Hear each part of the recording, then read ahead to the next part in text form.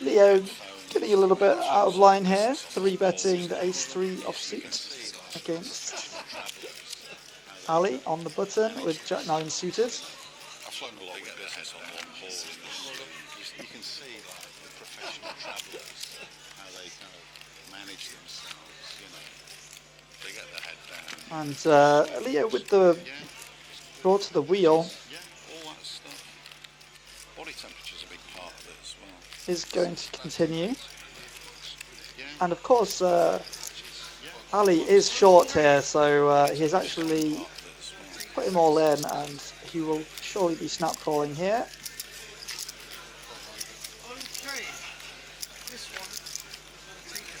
Can't really consider doing anything else in this situation with this stack size.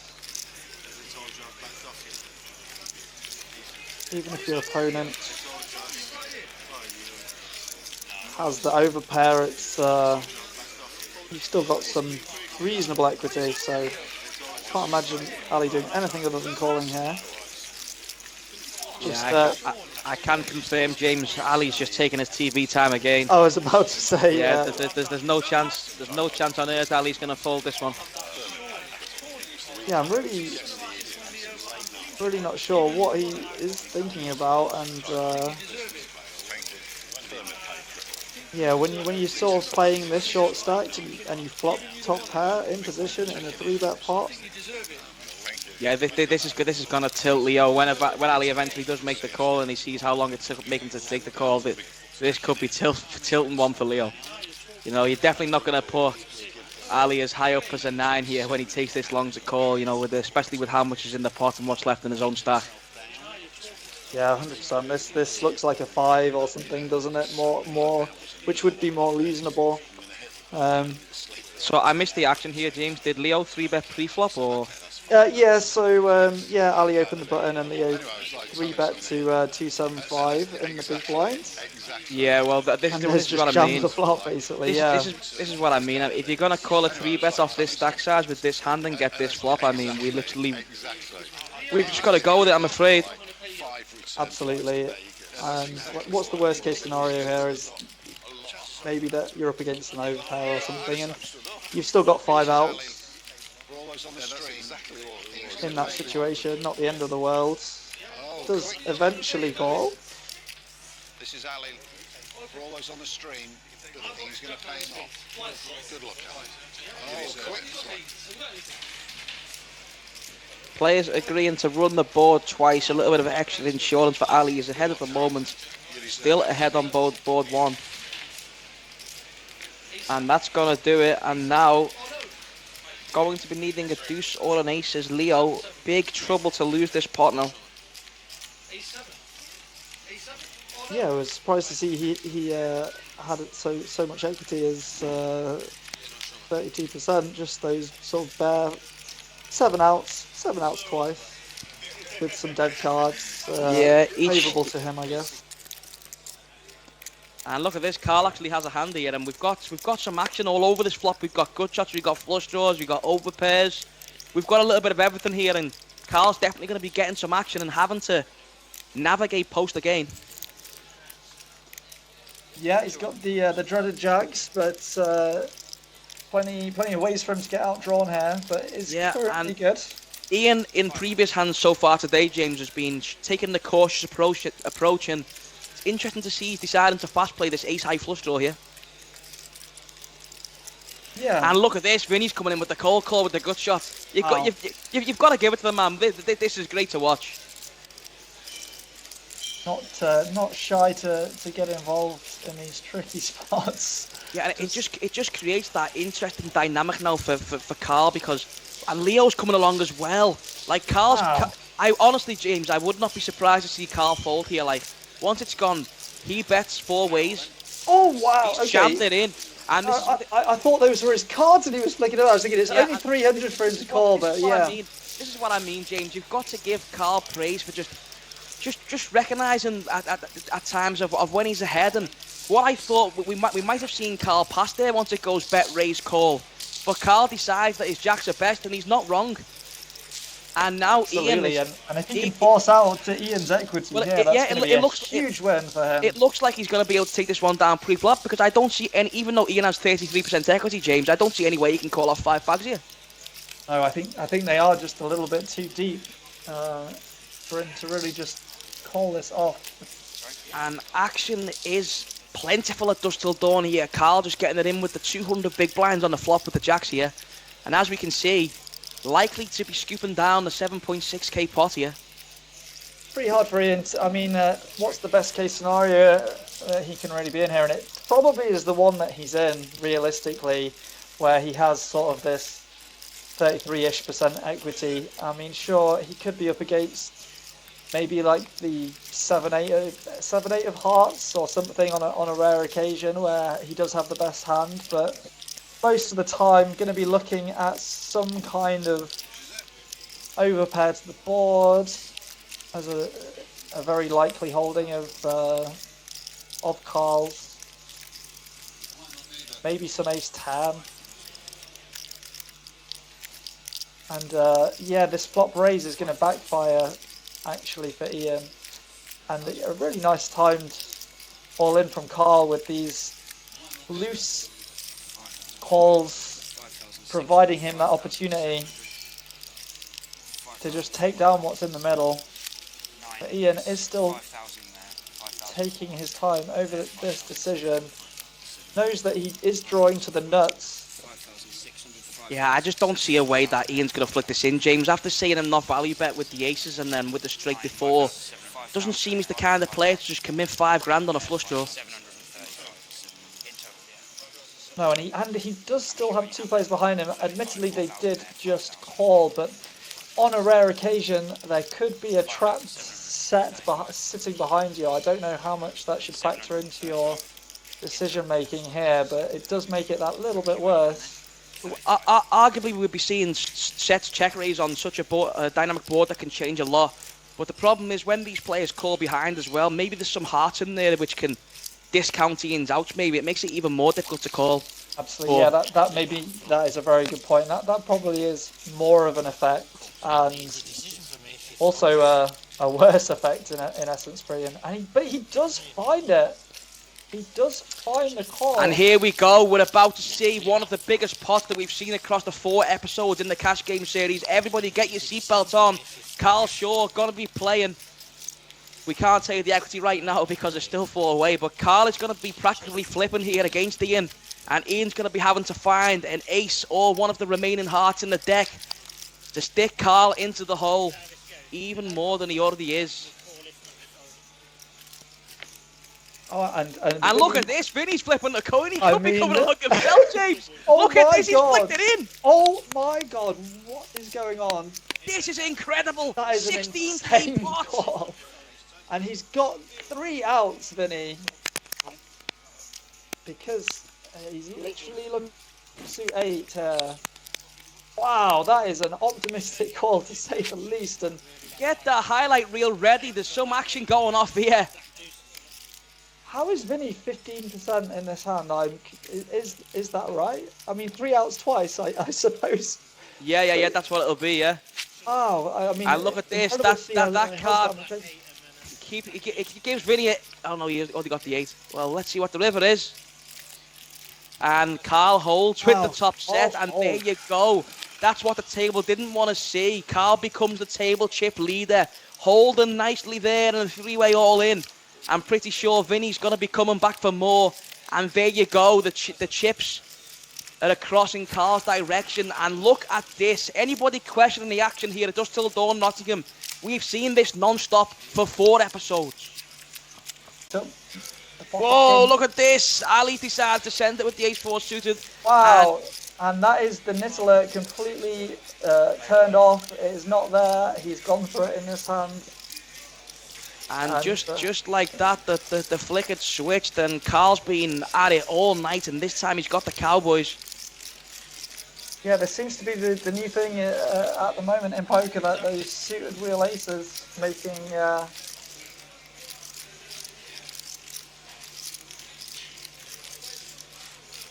Yeah, it does make a good jam, does the ace-4 suited, but not when the opponent's got kings. We're not going to be seeing Carl fold this time. Does have some removal to aces. Just sent it in at the wrong time here, Ali. Hasn't got too far out of line at all, but he's not going to be liking the shape he's in this hand.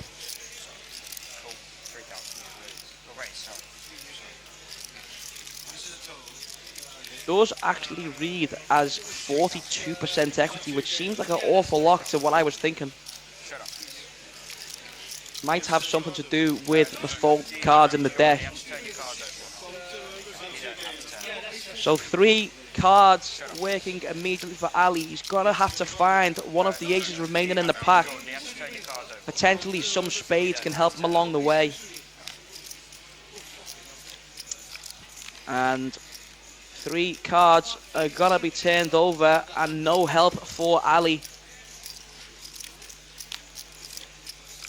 A 10 on the turn, and it's only 3 cards remaining for Ali. Carl, huge favourite here to scoop in the 4K pot, and just does.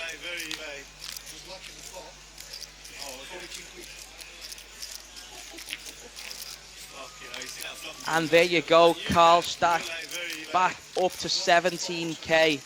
Clear chip leader in this game. Look at this. Ooh, Ethan has found that ace. You know, it's he's bookending the session with some big hands potentially. And look at Carl. Carl's got the 7 deuce to be sad. Okay, the fun's not over yet. Now, I'm going to predict something here, James. I can see Ethan coming in with a flat here because Ethan does have a bit of an online background, if I remember correctly, and don't think he's going to have a 5-bet range here. And yes, he does call, just because when he 5-bets Carl here, it's just very much going to be aces. A very well timed from Ethan here. And now, do we see Carl unload some fireworks on Ethan and put him to the test? Does Ethan get a clean run out here for his aces? Yeah, and this is looking like a board that Carl might be inclined to attack. Yeah, and this is just going to be a point now where Ethan is just praying for everything that Carl is going to overpair to this board. And now I want to see Ethan do nothing but flat here. Carl with range advantage here after the 4-bet pre-flop. It's most likely for him to have the aces and the kings, and Ethan is really just allowing Carl now to fire off, and this is a very interesting hand coming towards the end of our stream. See a 5 or a 6 roll off here. And look at this one Ethan is not going to like. Carl makes a pair. Could argue it's more likely for Ethan to have more flushes in this spot than Carl, with Carl being the 4-bet to pre-flop. I expect that Ethan will be continuing with all of his suited connectors and stuff, and Carl does check this one back. And an ace on the river is going to make it near on impossible for Ethan to get out the way here. And does find a check, and this could be some room here for Carl. I mean, obviously the 5 now does make a straight. Maybe makes the story of value betting an ace here a little bit more difficult to present. I really like the way Ethan's played this hand. This has been top class, and he's gone all in, and now he's got to just snap it off, surely. Yeah. And that's exactly what's happened. And look at that. That has become the hand of the night for me, James. Ethan Foreman with literally fantastically played aces. If anybody is unsure how you set the trap, that is how it is. Absolutely, and if he keeps getting dealt pairs, we're going to see plenty more of him on the stream. Another pair for Ethan, picking up 8s in this hand, and does pump up the price to 150. And Ian calling out the straddle, Vinny in the hijack. And really a board that no one is in love with here, based on their holdings. And it does check through, but hello. Look at this! What a well-timed check from Ethan. So obviously this board is going to connect with some of the hands that he's going to isolate. Oh dear, yes, I saw. I didn't even see. Yeah, Ian's gone 9-7. straight. Yes. There could be some action about to unfold here, James. I mean, we've got the cards in front of us, and even we didn't see it, so it must be a disguise straight for that reason. Now here you go. It's going to be very interesting to see how Ethan proceeds now. So, has got a set. We are playing on a dynamic board that can change a lot. So many cards are going to change here. Absolutely. Hearts, change the diamonds. nuts. And now look at this. How does Ian how does Ethan proceed in this hand? Does he decide to get all the money in now? If he does, he's going to be needing a board pair or an 8, and he does take the aggressive route. And how can you blame him, James? No, I was thinking it would be very likely to see him raise here. It's going to be kind of difficult for his opponent to have him beat here, really. Ace Queen And look at this, 9-7. the Ethan Foreman fans in the chat are going wild. All those Ethan Foreman fans hoping to pair this board up, because look at this now, all the money has gone in. And Ethan is a 24% dog in this hand, going to be needing to find a Jack, 10, King or an 8, or it's early heartbreak for Ethan Foreman. 8 versus 7-9, all in on the turn. Check on the flop, and all the money is now in. And can Ethan find it? Yeah, I mean, it's a pretty brutal turn. You've got it. Look at this, he's made quads, and that was the sigh of relief. And Ethan strikes the 8 on the river to smash the straight. And there you go, quad 8 early doors for Ethan. A huge pot for Mr. Foreman. Oh, now look at this. Ethan deciding now's the time to get involved. Calls the 3-bet with the 4-3 suited. And we're going to be going 3-way here.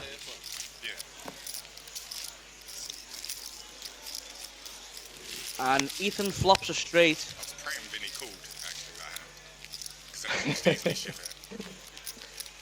Yeah, well, Ali going to be a little bit disappointed to have let go of that Queen Jack offsuit now, but of course the way the action went, it was would have been a very light peel. But Ian does make top pair, and Vinny with no pair and no draw and no equity. Wowzers! Just slams the flop for half pot or so. But Ian not going to be going anywhere with top pair, king kicker in position. And Vinny, there's really not any turn card that's going to improve his hand. So it'll be interesting to see if he continues his aggression with what is basically air here, or is complete air in fact. Perhaps not choosing the best hand to go berserk with here. And he has bet the river. There is an SPR of 1. And he's made a fairly committing looking bet size. Although now he will have saved himself that £1,000 that he has back versus moving all in with 0% equity. Yeah, I think we can agree he's made a well-timed fold there, James. Oh, indeed, and Carl here in position against the 3-bet has Ace Queen offsuit. Kevin has the Cowboys, and right, I just want to take note now on what Kevin's sizing choice is here, because usually his bet sizings are very, very good. Obviously, you can't go crazy here because there's so many turn cards that can change the board, and does elect for around that 40% sizing, which was somewhere I'd expect him to have seen. Really, really does seem to be top-notch in a lot of the sizing choices he takes here. And this is going to be a good card for Kevin. Just kind of discounting one of the possible sets that Carl's going to show up with here. And with 2 Black Kings, I'm expecting him to come in with another protection bet again. And as we can see, Carl's got pretty much nothing here. So should just be taking it down on the turn card, should Kevin. And again, it's been another well-fought battle between Kevin and Carl. And Kevin coming out of the game once more. Yeah, and look absolutely. At this. He's got. Is gone for the 1? So 1.2 into 1.7. Yeah, really, really good size and choice now. Kevin just trying to make that pot as big as he possibly can to be able to unleash the lot on the river. And kind of surprising to see Carl flick this one in. And Carl Shaw obviously just thinking that either Kevin's doing this really light and he thinks his Ace Queen's still the best, or maybe he's got some plans to maybe turn his Ace Queen into a bluff on Diamond Rivers, having that Queen of Diamonds in hand. Yeah, I do suspect that might be the case as well. Going to be interesting now that it is checked over to him. Can he look win at this, showdown Kevin's decided that Carl isn't going to be showing up, calling another street of value with 10s, jacks and queens, which Carl can plausibly have. He checks it back though. I did wonder if... yeah, so, they are pretty deep stacked here, and Ace King offsuit can be you can imagine out of position to Carl could be pretty tricky to navigate. And Carl flops best with now and doesn't need to bluff. Yeah, With that yeah, pair. very interesting to note about even though Carl's getting out of line pre-flop here, his post-flop navigation is very, very good, you know, just understanding that his hand's not strong enough to start firing 3 streets right now with a jack with no kicker. Got to be a little bit more careful with the 2 10s on board.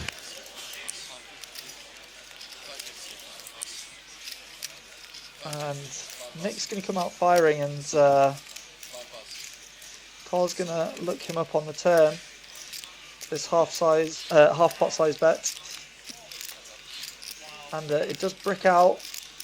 Well, I mean, relatively speaking, of course, there is 2 possible full houses. Yeah, it's interesting. It's worth noting that the 8 isn't going to connect with Nick at all, because never expected him to lead the turn into 2 players with any of his 8x here. So now Nick is basically representing the 10 or nothing when he goes for a final street. Yes, that makes a lot of sense. And Nick bets 1.3k.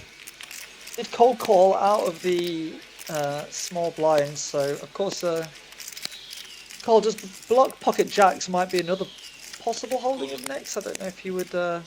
He does get looked up here. Carl finds the call, and that is yeah, that's it. Let's go.